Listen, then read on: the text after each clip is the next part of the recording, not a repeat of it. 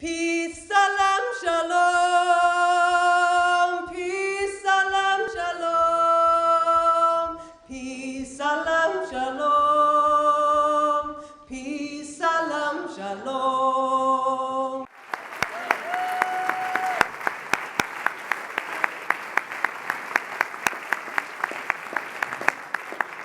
Good morning, Presbyterian Peace Fellowship. I am convinced that you hate me. You do know God is not up now.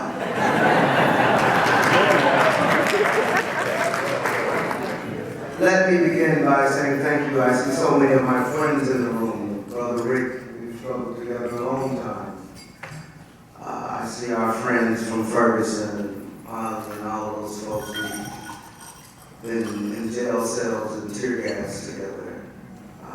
Sheikh Docker from Theology Ferguson, which is based here in Portland, was one of the first media outlets to publish theological consideration of our movement, and I'm deeply honored and indebted to him and Sister Teresa Radford from the Don't Shoot Portland Coalition. In fact, the last time I was in this building was for the Unitarians General Assembly, and we left our gathering and went and shut the street down for 4.5 minutes in honor and commemoration of Michael Brown's killing. I see my dear sister Jim Copper. We have struggled together a long time, Brother Bill, Gavin, and all of you all here. I just wanted to tell me I got about 15 minutes, so although I'm a third generation Pentecostal preacher, I'm going to tend to be uncharacteristically brief. I see Brother Bob was here there, my dear friend, brother from New York, and I would want to thank Sister Emma and Annika and Abby, who have been taking care of me since I have been here, and then I would be foolish not to raise the name of Emily Brewer, who is our divine leader, teacher, and guide. Our conversation briefly this morning is on the question, what does it mean to be faithful? Faith in the age of Ferguson. The age of Ferguson is characterized by two fundamental contradictions. Zeitgeist der Einzelnen, the Zeitgeist der Freiheit. Zeitgeist der Einzelnen, the spirit of age of Einstein emerges out of the collapse of the global economy. When the global economy collapses, some 40 million people go into poverty overnight, and not one banker goes to jail. The Zeitgeist der Freiheit, the Zeitgeist, the spirit of age of freedom, the ways in which the election of President Barack Obama set the world on fire because it was relief from the age of Bush. But it has been a total disappointment for the vast majority of people on the planet who live under the tyranny of drones, ecological abuse, and rising Islamophobia. And so within the framework, those kind of zeitgeist angst and zeitgeist of Freiheit is a kind of existential bookend for us to have a conversation about the age of Ferguson, which is characterized by three fundamental features. The age of Ferguson is characterized, one, by the occupation of public space. So for us in Ferguson, West Florissant was our Tahrir Square. And we see it throughout the world, whether it be Tahrir Square, whether it be various forms of resistance throughout the world. People come to occupy public space because the feature of neoliberalism includes privatization of the public. And so people take to public space. The second characteristic of the age of Ferguson is the rejection of traditional leadership. One of the myths that we tell young people that everybody over 50 marched with Martin Luther King.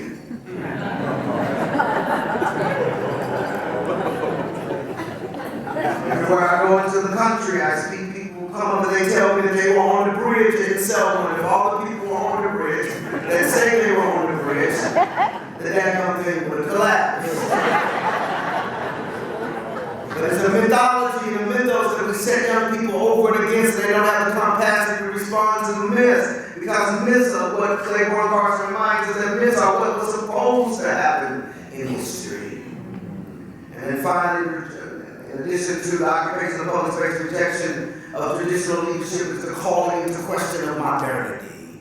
Because we see the rise of fundamentalism in America and throughout the world. It's not a reaction to the West, but rather it is a failure of modernity. That the promises of Western colonialism, the promises of engaging in various forms of neoliberal government have collapsed in such a way. And so we see a rejection, and now we see a rise in these various forms of fundamentalism, and part of that calling into question of modernity is the calling into question of things that previous generations have sought to become a part of.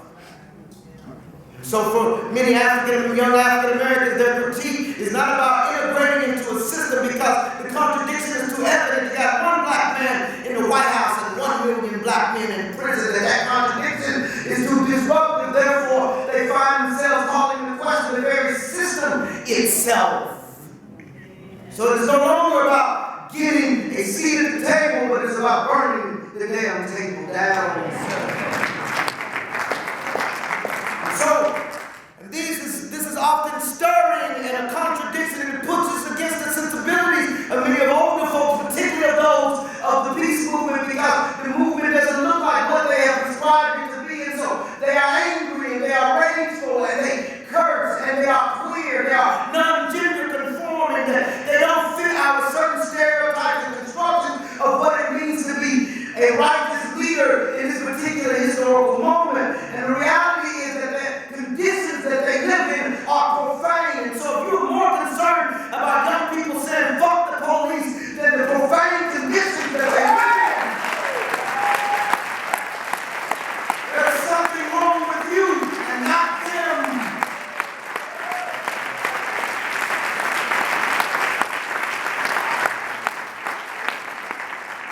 And that the profaneness of the moment in which we have seen exponential increases in wealth at the top, while the suppression of wages, where we see workers exploited throughout the world, where we see the collapse of the global economy on the backs of the poor. And then let us be clear that Donald Trump is not an abrasion of America. He's just an honest articulation of what is in the heart of many Americans. So the moment in which we live in is a moment when we find ourselves having to come to terms with new forms of leadership. And what it means to be faithful in that context is that what are the ways in which you shall defend the most vulnerable, the most isolated, the most alienated. In terms of Ferguson, a lot of times I don't agree with what young people do in the street, but I'll defend them with my very life because they are ours. Till every time we was shot down like a dog in the back by a state agent, until we believe that they're our children, we are doomed to fail. Until we fundamentally believe that the least of these includes gay, lesbian, bisexual, and transgender folks, and that we're willing to defend them. Until we're willing to come to terms with the fact that we as religious creatures created the context for Orlando, that their blood is on our hands. To be faithful is to be held accountable for the actions of those who operate in the name of Jesus. And let us be clear, more blood has been shed in Jesus' name than any other name in human history. This is what you've been wrestling with. As a Presbyterian Peace Fellowship, you fundamentally understand that oftentimes the wars are theologically justified and religiously buttressed by those leaders, and that you've been struggling against that. And in fact, the Presbyterian Peace Fellowship is more conscious of Presbyterianism. And that you have a more than sacred obligation to engage in resistance against these questions. And you may not understand this leadership. You may not understand the ways in which they don't conform to gender. You may not understand the ways in which they engage in forms of resistance that does not look like the forms of resistance that you are used to. You may not understand that. But let us be clear that comprehension is not a prerequisite for compassion. So to be faithful in this moment is that what are you willing to sacrifice? Are you willing to put your body on the line even when you don't fully comprehend what is at stake? Are you willing to say at this particular historical moment, every time they shoot a black child, and they will, in your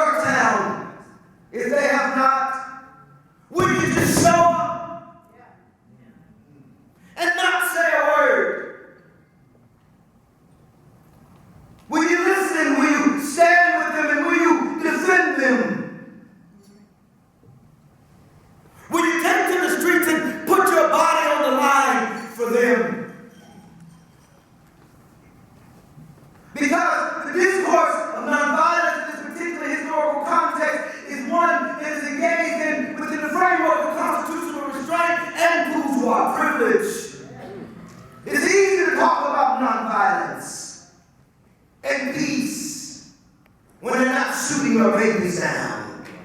It's easy to talk about nonviolence and peace from the comfort of our conference rooms and from our sanctuaries when we are not confronted with police, when you are not being tear gassed, when you are not putting your body on the line, when your sheer existence, when it's easy to talk about nonviolence when you can hold your partner's hand in public and not fear reprisal.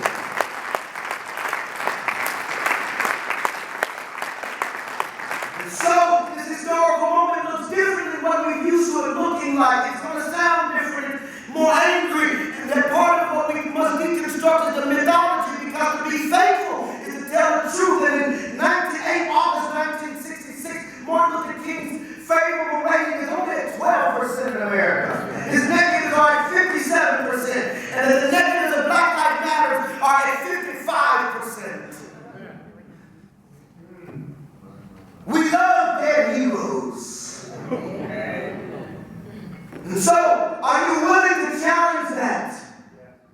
Are you willing to go into your communities and try to wrestle and make some sense? For those of you in predominantly white congregations, it's not about how many people of color you can get to join your congregation. The question for you is, what blow are you striking against white supremacy?